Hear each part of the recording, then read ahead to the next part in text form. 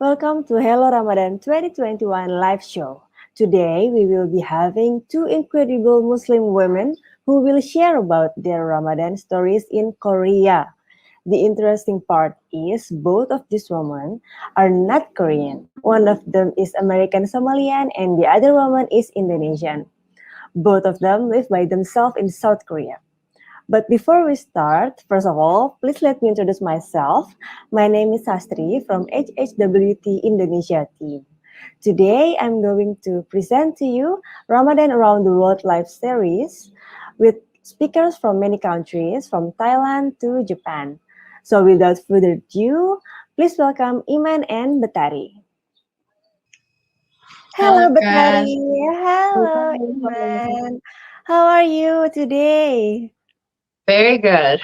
Thank you.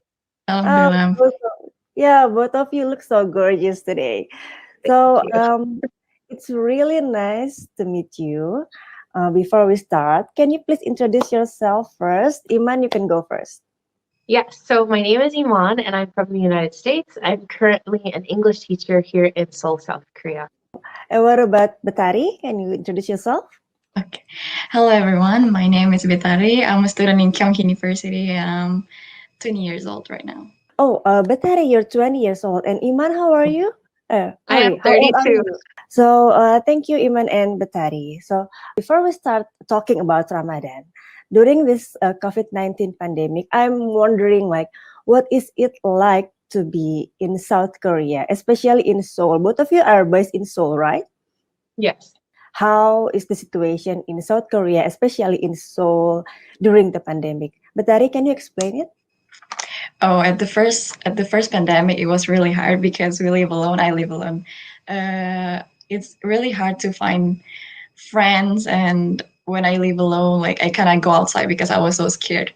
But right now, it's really okay because the government made a new rule and new obligations that we can go outside maximum 4 persons. Yeah.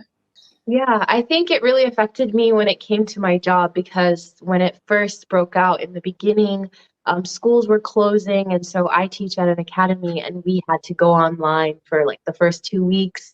And then once the first 2 weeks passed, then my school had to follow like government regulations to be able to resume the business. And so it completely changed the situation of just my day to day and yeah, not meeting up with friends. It was a very uneasy time, and so now things have kind of we've kind of learned to manage and follow the regulations. It's become more second nature now because it's been exactly a year since all of this started. So I would say in the beginning it was very challenging, and now it's kind of become our new norm. So yeah, we're handling it the best we can. Oh, wow, that's very interesting. I mean, it must be very tough what for both of you since both of you are living alone in South Korea and this is Yeah. a pandemic and you have like no one, no family and no friends. So yeah, I think it's quite hard. So Iman, you lived in Korea for 6 years, right? Yes, it's been six Mm, years now in Korea. Can you share about your experience during Ramadan before COVID and while COVID, which is last year? Yes. So before all of this started, Ramadan for me is very different from back home. But here in Korea, during the week, I would just spend it working. So that was pretty much consistent. But I think on the weekend, I tried to meet up with a lot of my Muslim friends for iftar if we could make time for it because they're Seoul is so big. So although we live in the same city, we could be on opposite ends. So trying to match schedules and meeting up at the same time, that is kind of difficult. But it's not the same. But we try to make it work. Hmm. And you came from Minnesota, right? What Yes. can you tell us like what is the difference between Ramadan in Korea and Ramadan in the US? Yes, it's like night and day because in Minnesota, and I think with anyone who experiences Ramadan with their family, it's very community based, community oriented. You really feel the spirit of Ramadan because everyone is coming together during this holy month. So you just feel like Ramadan in the air, and that's not the case here in Korea. So I think back home it's just really uplifting. You just like I don't know, the spirit of Ramadan is in everything versus here Mm, in Korea where I'm by myself and mm. I'm like, is it Ramadan? Okay. So the previous photo, where is it? Uh, it's like a temple or something. Oh, it's actually Gyeongbok Palace. It's the biggest palace here in Korea. Mm. So yeah, it's gigantic and it's right in the middle of Seoul. So a lot of tourists tend to make one of their first stop to this palace. Ah, I see. It's very gorgeous. Okay, Yeah. so in Seoul itself, while Ramadan and while Eid Day, is there any kind of like virtual bazaar, as in like a virtual usual bazaar in Indonesia or in Malaysia? But Tari, can you share your story? Last year, before pandemic, there was a bazaar. It was about around the world, so everyone from around the world gathering, and they opened their own bazaar. They're selling like traditional clothes and their traditional food, and it was really fun. But after that, the pandemic started, so we cannot spend time together again with our country's friend, like our friend family. Before that, it Oh, was this like that. one, right? Yeah, we Really were cute. wearing our traditional clothes. It was really fun. Oh, it's really cute. Yeah, it is in Itaewon, Oh, it's where really where cute. every foreigner gathering. There's a lot of foreigners there. It's from it, yeah. Mm, I And this is see. Eid al-Fitr in 2019, before the pandemics also started. We do the prayer on the big yard, and the imam started the salat. It was really fun, and I miss my family. So, where is your family currently? Oh, my family currently living in Japan. I see. So you're Indonesian, right, Betari? And Yes. Indonesia, as we know, is the biggest Muslim country in the world. Like, how do you feel about Ramadan in Indonesia and Ramadan in Korea for this past few years? What do you feel like the most different thing? The most different thing is it is really hard to find the halal food when I want to break my fast outside, and when I'm outside to spend my time, and when it's time to break and I was in hurry, I have to go back to my house because it's not often to find a halal restaurant in Korea. But there's also, yeah, embassy usually making a break the fast together, and this was the Indonesian food. It's like eggs, spicy Oh, foods, and an opor. Oh my god, I miss eating that. Yeah, and this is also in Itaewon. In Itaewon, there's a lot of halal foods, a halal restaurant, and it was affordable for me students. oh, Yeah, yeah. it's usually chicken, chicken, Hmm. chicken. It is halal. Yeah, this is in Myeongdong. This is a halal restaurant, Indonesian restaurant actually. Mhm. They have like ayam geprek, bakso, and then Mhm. iga bakar. I don't know if Yeah, some of you guys know it, but this is really delicious Indonesian food. I see. So, Betari, can you explain like what kind of typical day for you during Ramadan? Like in every single day from the morning to dawn. Oh, last year when it's Ramadan, I have Korean classes, so I have to go to the university, and the university is kind of have a hill road, so it's like up and down. And at that time, I was fasting. It was quite hard because I was getting thirsty, and then yeah, when I'm at class, my stomach's kind of making noise, but my friends already know it that it's Ramadan, so they're okay with that. I see. So, Iman, can you share yours? Like, so you're a teacher, right? Like, what kind of typical day for you during Ramadan? Wow. So during the week, I feel like I wake up, obviously I have suhoor in the morning, and then if I have any grading to do because I've just eaten, I have the most energy. So I try to get all my work done at that time. Usually the best case scenario would be obviously to spend that time during dhikr and everything. But during the week, I focus on my grading and getting that done before work. And then when I go to work, it's just nonstop talking and teaching. Like you really don't have time to spend fasting. Yes. it's just the kids keep you going. And then when it's time to break my fast, I also have a short window to break my fast and pray because I have to go right back to teaching. So I've had to like juggle my schedule and my classes around Ramadan.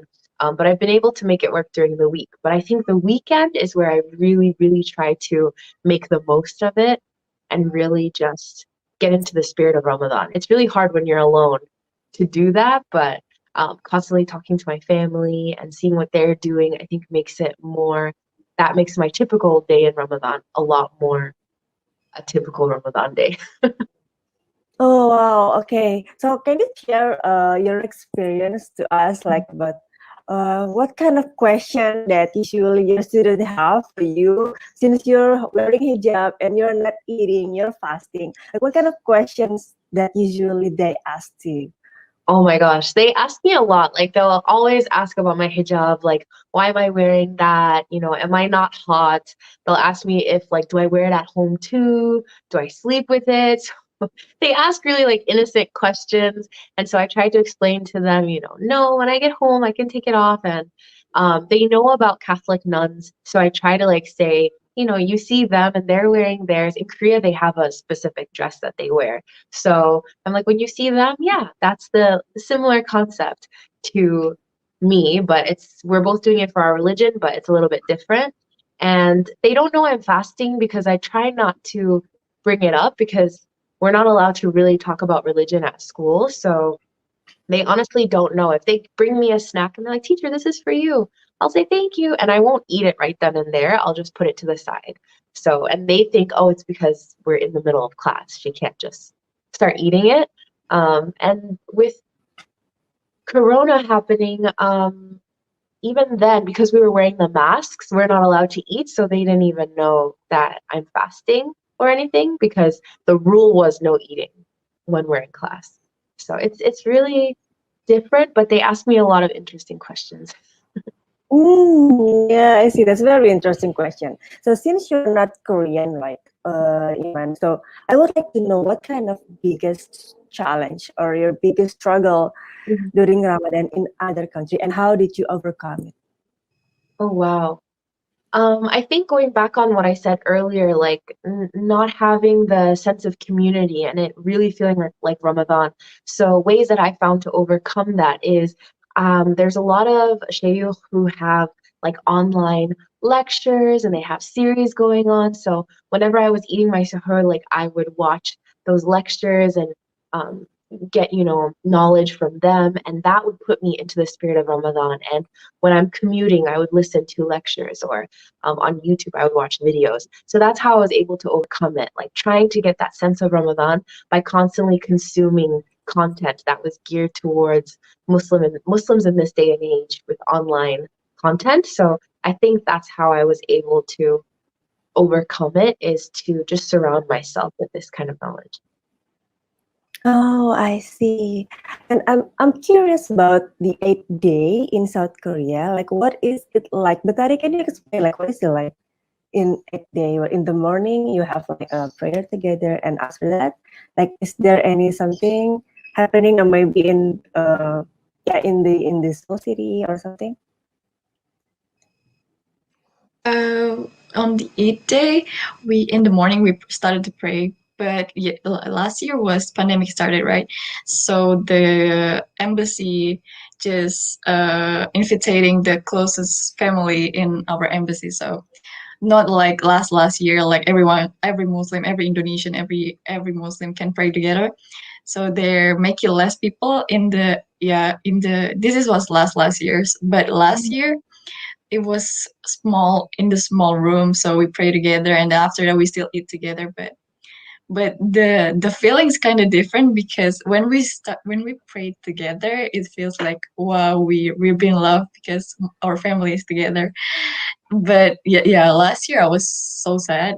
Not really sad, but because my family couldn't gather together, couldn't pray together. And then in Eid Fitri also, it's usually we're saying sorry to our parents, and then we cry together. After that we're eating opor together, right? But last year it wasn't like that, so it was really hard. Yeah, yeah, it must be really hard. Okay, so everyone is like super excited to travel again after the pandemic, right? And we know that some destinations have changed because they lack of tourists. So, can you explain, like, in South Korea, especially in Seoul, what what is the one must-see spot for a traveler visiting the city? Iman, can you explain? Yes. Oh my gosh. So I think for me it depends because they love Korea for a different reason. But when I first came, I really put an emphasis on learning like the history of Korea. So I feel like the area of Gyeongbok Palace, it's in the center of everything. You have Insadong, which has traditional like restaurants, tea houses. You can get Mm, souvenirs. They also have the Bukchon Hanok village, which has the Hanok traditional Korean homes, mhm, neighborhood. There's a lot of history there. So that one spot connects you to so much of Korean history. I highly, highly recommend it because it's so big. It's so big. You mhm. can get amazing photos. If you actually rent hanboks they have a lot of stores in that area. And so if you rent a hanbok, you actually enter the palace for free.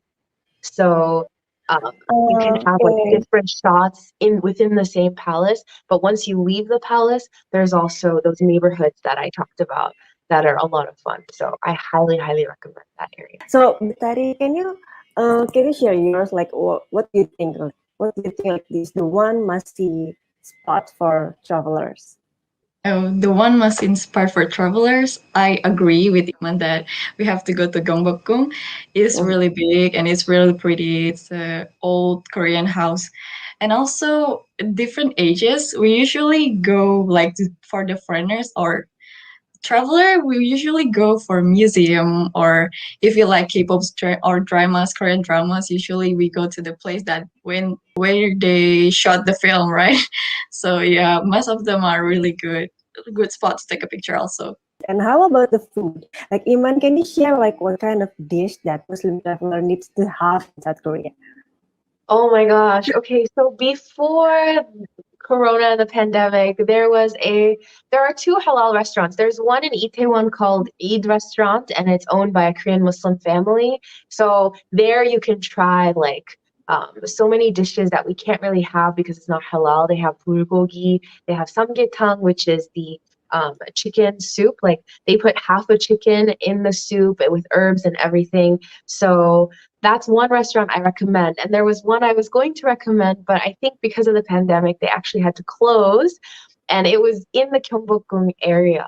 And so that restaurant, they also offered like a variety of Korean dishes that you can't have in a regular Korean restaurant, but they made it halal and it was called Halal Kitchen. Hopefully, after everything settles down, they will get to reopen because he actually had the restaurant inside a renovated hanok, a traditional Korean house, and it was amazing. So I would definitely, definitely recommend not only that restaurant, but any dish from there because it's all halal. So enjoy it all. Oh wow, I really want to go to South Korea like right now. Yes. I You wish you should. could travel. Everything, yeah, everything. I hope everything that will get better in the future. Me too. Do you have any stories to share about your interactions with people from different backgrounds or different faiths? But Tari, can you share your story? In my high school, I think I was in international high school, so I found I met a lot of people from around the world and around all of the backgrounds. And I'm Muslim, and they actually shocked that I'm wearing hijab because some of my Arabic friends is not that extrovert person like me, because I was start to talking first before they started talking to me. And that's the first time they actually asked a question about my religion. And then, can I ask you something? Oh yeah, sure, sure, sure. And I answered them. And then, like Iman said that, isn't that really hot wearing hijab? And then when I took off my hijab in the woman bathroom for changing my hijab or for some sports, and they actually sees my hair, and then they say that you're actually so pretty. We're not wearing hijab, and I was like, no, I have to wear hijab. This is for my religion, or something like that. And I also have so many friends that don't really have religions, and we share together. We share, and it's actually really fun. Yeah. So, Iman, do you have like a story about your interaction with other people from different backgrounds? Oh, wow. I think growing up in America and growing up in Minnesota, we have the largest Somali population. So when I first moved there, the town that I lived in, there weren't that many Somalis. And so they really didn't know a lot about us. But I think as the Somali population started to grow, my classmates could tell that, oh, you guys are from Somalia, and they could see the way we dressed. And they would ask questions about my hijab, like, do I take a shower with it? And I would joke, I'm like, yeah, I shampoo it, I condition it, I do leave-in treatments. And they were like, really? And I'm like, no. So, they're really open to learning about why it is that I wore it. They're very respectful. I think the area I lived in, they were really open-minded. And when I had like Eid or any Ramadan, they would be really open to learn and ask me questions. And the same with them. When it's their holidays, you know, they would be willing to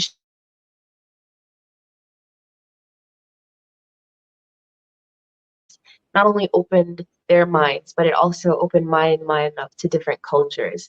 And so it's a real contrast to Korea, where a majority of the country is homogenous and you're the only person who's different. So I would say, like, yeah, I'm grateful for having those experiences in America. Wow, wow, that's what an inspiring stories, like inspiring experience for you, Iman. So thank you so much, Iman and Betary, for sharing your stories and experience with No us. problem. Yeah. Thank you so much.